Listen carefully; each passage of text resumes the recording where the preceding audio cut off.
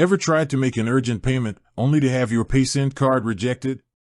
That heart-sinking moment when you're staring at the transaction failed message, wondering what went wrong.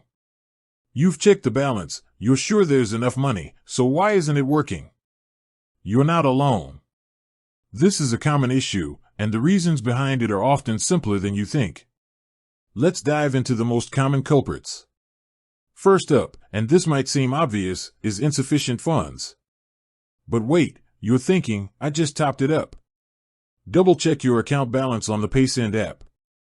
Sometimes, a recent transaction or a pending hold might not be immediately reflected, making it seem like you have more money than you actually do. Next, consider the daily transaction limits. Paysend, like most financial services, has daily, weekly, or monthly spending caps to protect your account. A large purchase might exceed this limit, even if you have the funds available.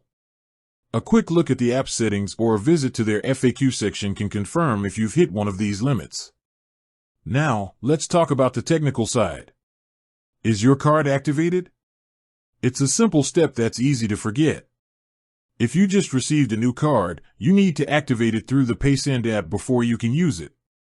Also, ensure your card information is entered correctly. A single misplaced digit in the card number, a wrong expiration date, or an incorrect CVV code will cause the transaction to fail every time.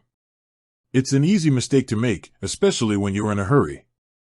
Another common issue is security. Paysend has robust fraud detection systems. If you're trying to make a purchase that looks unusual for your spending habits, like a very large amount or a transaction from an unfamiliar location, the system might automatically block it as a security precaution.